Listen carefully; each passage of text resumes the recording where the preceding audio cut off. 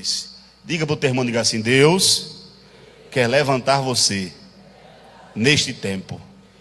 Me ajude, diga melhor, diga assim: chegou a tua vez. Você crê nisso, irmãos? Chegou a tua vez. Está difícil, tem crise, é a tua vez, é a minha vez. João Batista tinha o espírito e poder de Elias. Lucas capítulo 1, versículo 18. Confrontava. Era um homem que dizia que era voz, raças de víbora. Então esse espírito de Elias, é como a lição diz, esse espírito é o sentimento, é a disposição, é a força que nós devemos ter. Então, e Deus agora levanta este homem, o profeta Elias, irmãos. E Elias é o homem levantado por Deus. E eu achei interessante quando o autor diz que este homem ilustre foi levantado no reino de um dos mais perversos reis de Israel. São as ironias de Deus, os caminhos inescrutáveis, a soberania do Altíssimo. Irmãos, Deus levanta este homem chamado Elias. E o homem que entra em cena, eu acho interessante que Elias, ele entra em cena de repente. Elias some tão de repente quanto apareceu, e só volta 3 anos e meio depois. Se você observar a vida deste homem, é uma vida que ele não tem, a biografia dele não tem uma introdução muito grande. O capítulo 17 diz: então Elias, o tisbita dos moradores de Gileade, disse. Acabou-se. Não se tem uma introdução extensa, não se tem a genealogia, não se fala dos pais, da infância, não se fala da história ministerial deste homem. E quando diz o tisbita, que é o de Tesbe, os arqueólogos estudaram este lugar e nunca conseguiram identificar com exatidão o local onde é Tesbe. Até o lugar é difícil identificar aonde é. Que alguns dizem que fica na Transjordânia, ao leste do Rio Jordão, não é? Que era em Gileade, mas ninguém nunca conseguiu identificar com exatidão, os arqueólogos, aonde ficava essa vila de Tesbe. Então Elias, ele é um personagem que veio de um lugar que os arqueólogos nem acharam com exatidão. E ele agora fica mencionado na Bíblia, gravado na Bíblia como um grande profeta. E ele vai mais além, porque quando a gente vê e lê a vida de Elias, ele não é mencionado só aqui, mas Elias é mencionado lá no Monte da Transfiguração. Lá em Lucas capítulo 9, versículo 31, quando Jesus desce, estava Moisés e quem ao lado, irmãos? Elias. Alguns teólogos dizem que uma das testemunhas de Apocalipse, no capítulo 11, uma delas é Elias. Então, irmãos, esse homem que veio do nada, agora é gravado na história de Israel. É gravado na história bíblica, é gravado na nossa vida. Irmãos, esse homem que não tinha genealogia, que ninguém sabe o local exato da sua cidade, que não tem uma vida pregressa, que a gente não conhece a história, agora ele, além de estar vindo com Jesus, é citado em Apocalipse, apóstolo Paulo também cita lá em Romanos capítulo 11, Tiago fala dele também no capítulo 5, então, o que é que eu quero dizer com isso, irmãos? Que não importa de onde você veio, não importa se você veio de um lugar simples, que ninguém dá valor, às vezes que ninguém nem sabe de onde tu veio, mas o importante é que se tu colocar à disposição de Deus, para frente tem algo maravilhoso para você. O que passou pode estar esquecido, mas o que está por vir é algo que pode marcar a tua vida. Basta você se dispor a fazer a vontade de Deus. Um homem que não tem muita introdução na sua vida, ele termina com a sua descrição dizendo que ele terminou se ascendendo ao céu. Um homem que veio do nada, agora vai morar no tudo, nas mansões celestiais, e sendo levado por carros e cavalos de fogo.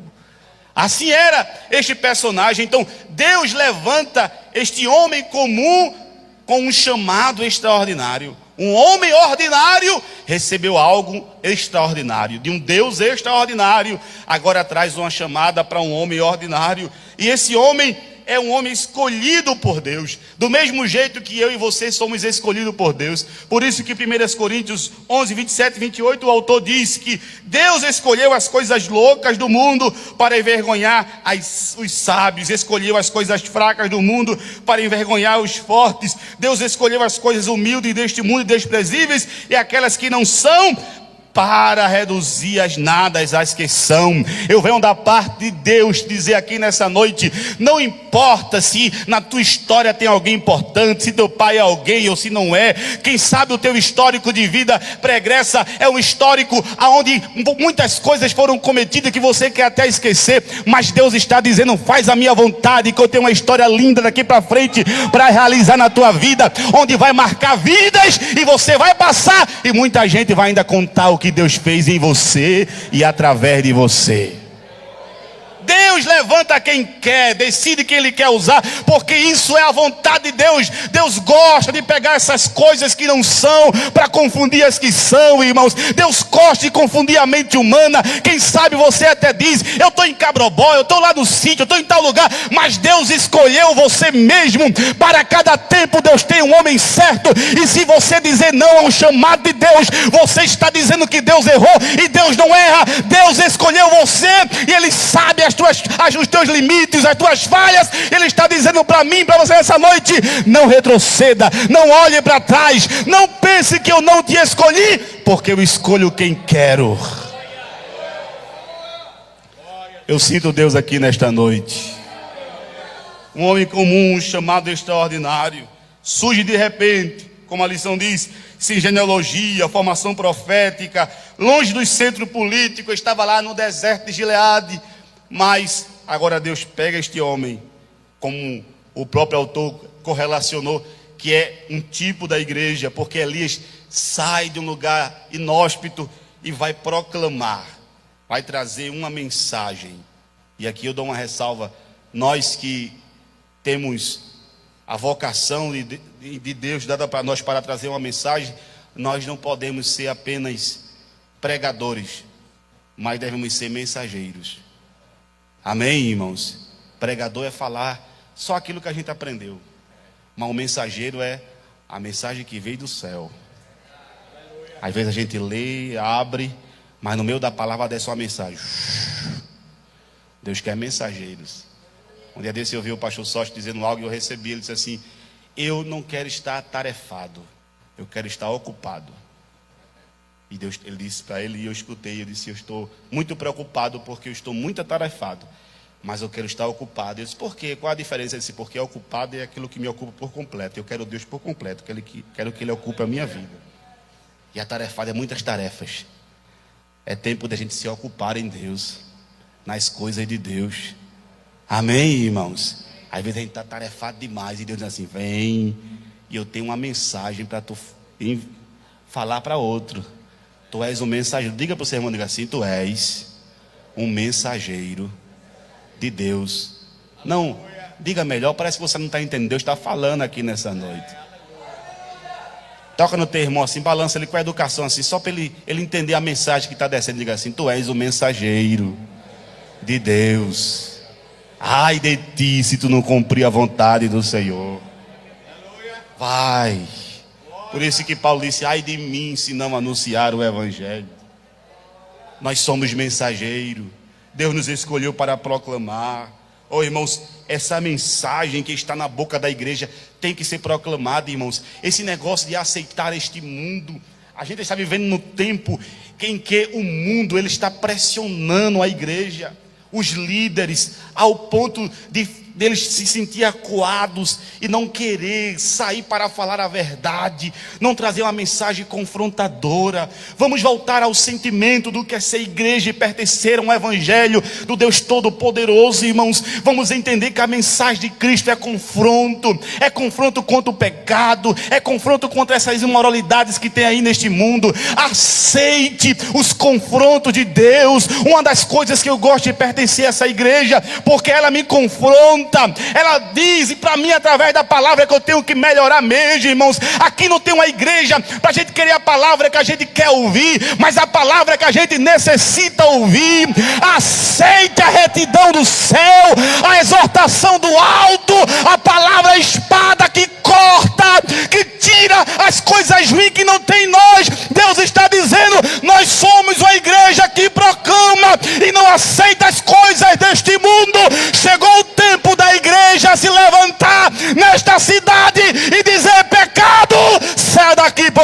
ser santo, santo, santo, santo, santo, santo. Quem quiser liberdade, libertinagem, vai para lá. Mas quem quiser retidão, santidade, pureza, andar no estreito, venha para cá. Proclamar a mensagem do céu, irmãos. Elias não estava nem aí que ia para entrar em um palácio, arriscar a sua própria vida. Não estava nem aí que ninguém conhecia ele. Elias disse: eu vou falar, eu vou proclamar. Esse negócio de politicamente correto, irmãos, está sendo chato. Não estou falando aqui que a gente não tem que perder o respeito. Temos que respeitar, temos que saber se comunicar. É um fato, mas a verdade tem que ser dita com firmeza. Amém, irmãos? Não é com outro tipo de sentimento, mas com firmeza. Deus ainda está buscando santidade. Pecado ainda é pecado. Amém, irmãos? E está buscando quem pode proclamar a mensagem do Senhor. Essa igreja ela foi levantada para avançar. E é por isso que Mateus 16, 18 diz que as portas do inferno. Parece que a gente está com medo, irmãos. Vai acabar, o diabo vai se levantar. É o judiciário, isso aqui vai se levantar. As portas do inferno não prevalecerão contra a minha igreja. Proclame. A mensagem mais poderosa ainda é: Jesus vem. Jesus vem. E só vai subir quem é santo. Jesus vem. Irmãos, às vezes eu vou para o culto, permissão, pastor, para falar. A gente fica acuado quando o pastor está, né, irmãos? Que o pastor é o que está doutrina, né? Mas a gente vai para os cultos aí que às vezes eu fico enumerando, né? Aí eu fico vendo, as mensagens não é mais cristocêntrica. É ou não é? Não tem mais Jesus, falta Jesus nas mensagens. A mensagem é: receba isso, receba aquilo. A bênção está chegando. Deus trouxe aqui. Tu vai sair daqui diferente, abençoado. Eu estou vendo algo descendo para ter uma chave, tem isso aqui, aquilo outro. E o povo fica: coisa boa, que maravilha, tal. E cadê Jesus na mensagem? Até nos cultos, domingo, porta aberta, cadê Jesus na mensagem? O pecador vem e é só alimentar do ego dele. Fica inflamado. Cadê a mensagem que confronta? Cadê o Jesus que veio ao mundo? Cadê o Jesus que falou enquanto estava na terra mais de inferno que no céu? Cadê o Jesus que disse que o caminho é estreito? Pega a sua cruz e siga-me. Não temos que falar a verdade. Amém, irmãos? Aleluia. Se encha da graça de Deus, que é a primeira coisa a se fazer, e fale a verdade. Se encha da graça, para que tuas palavras sejam temperadas. Oh, aleluia. Glória ao nome do Senhor Jesus. Além de ser um tipo da igreja, Elias é um modelo para cada crente, porque era um homem que foi forjado. Elias vem de uma terra, irmãos, que tinha animais. Eita, meu Deus, vou encerrar. Animais ferozes. Elias é um personagem onde a sua cidade ficava, Gileade, disse que é um lugar onde tinha animais ferozes. Era um lugar que o povo, como a gente conhece mesmo, as vestes de animais que eles se vestiam, era rude. Elias era um homem provado no deserto, resistente. Por isso que é um modelo para o crente, né, irmãos? É um modelo para o crente. Estudando na lição 2, que o pastor nos escalou para dar lá em Orocó, e eu vendo sobre o querite e a sarepta, que os irmãos vão aprender amanhã. Querite significa cortado, colocado no tamanho certo. Aí Deus tira Elias do palácio e diz: agora vai para Querite, que é uma fonte lá que é cortado. Eu queria a curiosidade para pesquisar onde era esse Querite. E era um lugar que tinha umas brechas assim, por isso que era cortado. E a fonte descia. A água que vinha da chuva, que ficava, era uma fonte que vinha, descia. Se demorasse muito tempo, a água acabava. E Elias foi para Querite, colocado no tamanho certo. Aí vai agora para Sarepta, significa forjado no fogo, fogo de fundição. O crente tem que ser assim, irmão. Deus envia o crente para o Querite, corta ele. Agora eu vou te cortar e vou te colocar do tamanho certo. Aleluia. Aí quando coloca o tamanho certo, aí o crente: tá bom, Jesus, vou te colocar agora no forno de fundição, no fogo. Enquanto no Querite depende de couvo, depende da providência divina, em Sarepta vai depender da dependência dos outros, de uma mulher. As coisas vão ficando sempre mais difíceis para o crente. Mas é nesse tratar que Deus vai tratando com a gente dessa forma que Deus vai nos ensinar. Amém, irmãos? Mas não falta o cuidado de Deus na nossa vida. Deus cuida, irmãos. Interessante que Elias disse para aquela mulher: faz primeiro para mim, não vai faltar, até que desça a chuva, não vai faltar azeite nem farinha na tua panela.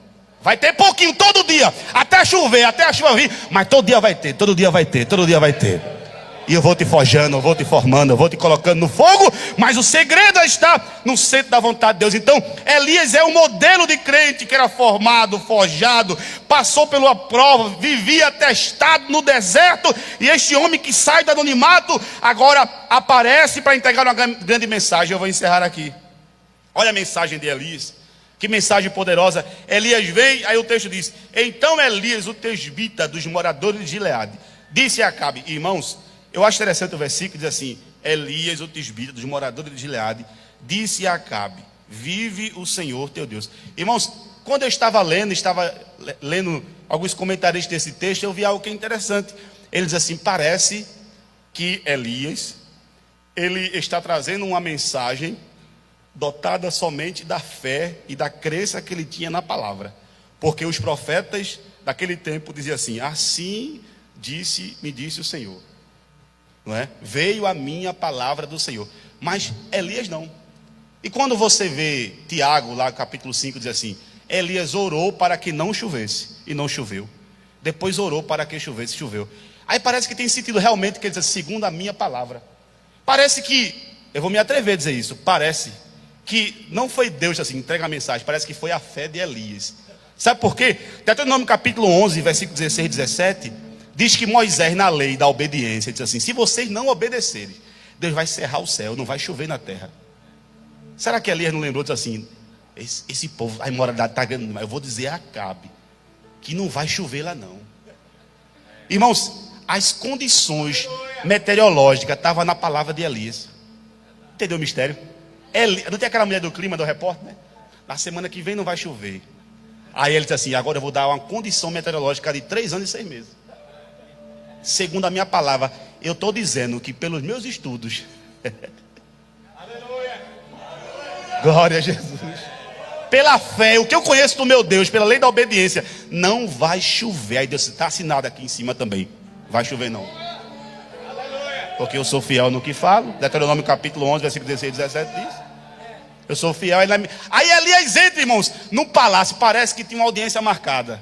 Aí Elias entra: você vou entrar lá, pele de animal, sem história, genealogia, nem nada. Eu acho que acaba olhando: quem é esse maluco que está aí? E a palavra de Elias é uma poderosa, repita por mim, diga assim: uma poderosa, não, diga melhor, uma poderosa mensagem de uma linha só. Que mensagem simples, né? Uma mensagem de uma linha só: nem chuva nem orvalho vai ter sobre a terra. Uma mensagem de uma linha só. Irmãos, Elias não falou muito, irmãos. Irmãos, não precisa muito arrudeio para falar aquilo que Deus quer que a gente fale. Em uma linha só, Elias trouxe algo que Deus queria punir por 3 anos para frente.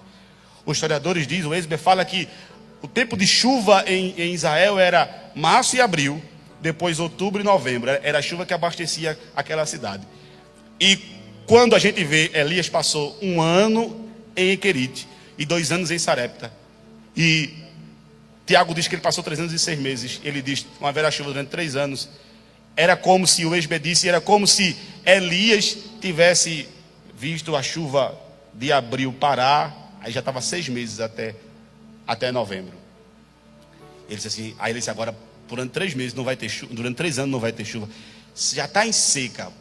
A seca já estava instituída. O povo estava agoniado esperando a chuva descer. Já tinha 6 meses que não chovia. E Elias agora diz: não vai chover. Desses 3 anos para frente não vai ter chuva. Ele traz uma mensagem, irmãos. E essa palavra mensagem aí é, como diz o texto, diz assim: ele disse, significa, ele proferiu, ele disse o que estava no coração. Ele falou, irmãos. Deus quer que a gente fale. Amém, irmãos? Deus quer que a gente fale a mensagem dele.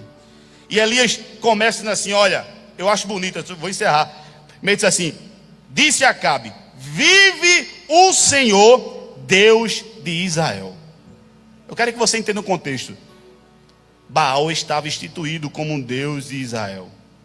Jezabel estava lá reinando, estava lá mantendo, ela mantinha. E os profetas de Baal, os 800, eles comiam na mesa de Jezabel. A Bíblia diz, era ou não era? Comia na mesa de Jezabel. Aquela mulher mantinha os profetas e dava comida na mesa dela. Aí Elias vem e diz assim: vive o Deus de Israel. Ele está dizendo assim: o teu Deus é morto, o meu vive.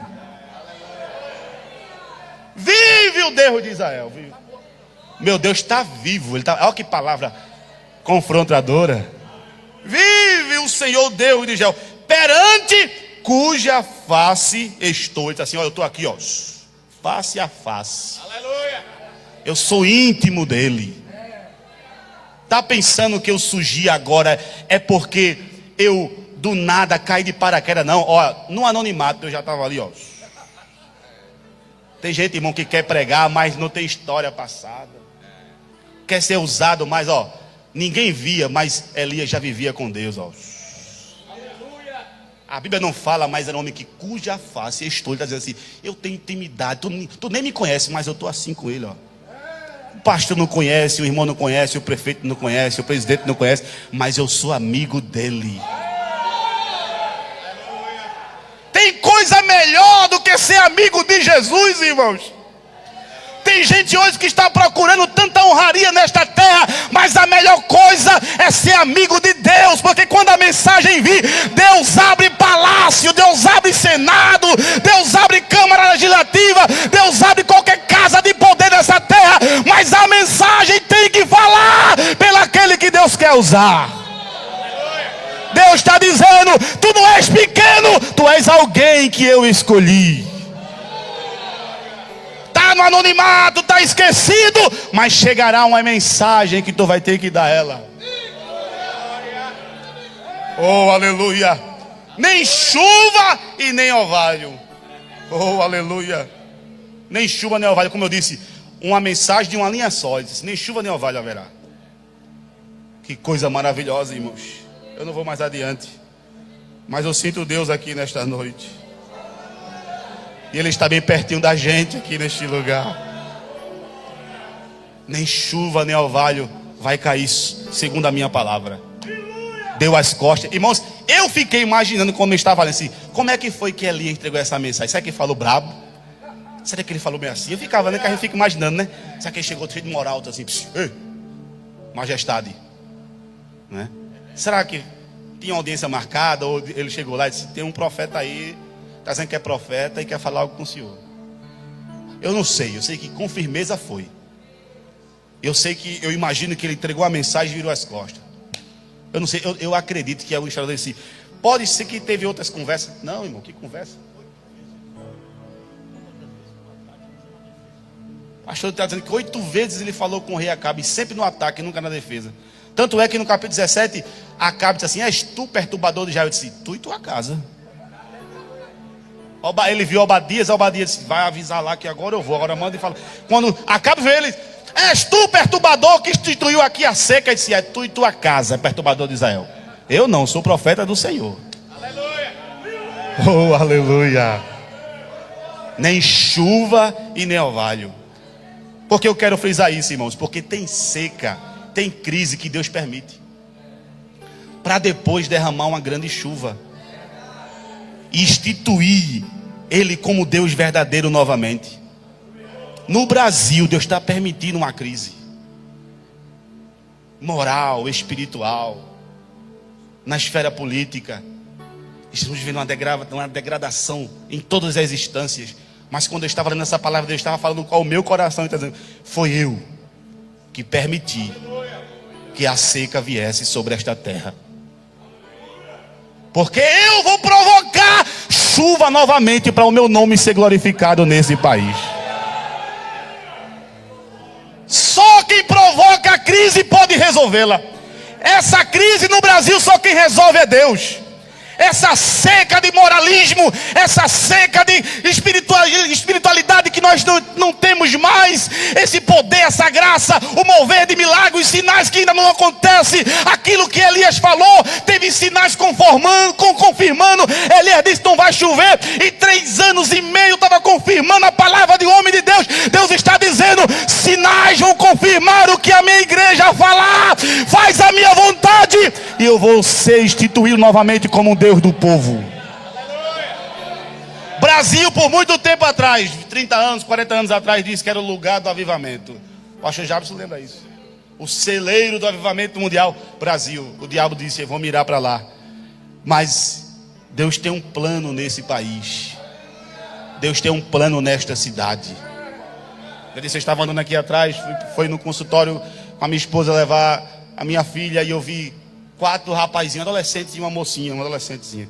Tudo fumando, não sei se era droga, alguma coisa, cigarro. Tudo fumando, e de 10, 11, 12 anos. E eu disse, meu Deus, que mundo é esse? E minha esposa entrou e eu cheguei para um perto assim, apaga isso, rapaz. Vai para a igreja. Ficaram com vergonha e saíram. Hoje o diabo está investindo pesado, mas Deus vai se levantar. E Deus conta com Elias. Permissão, pastor. Fica de pé neste momento. Eu quero fazer uma oração aqui. Eu senti, quando eu cheguei aqui, eu senti de fazer esta oração.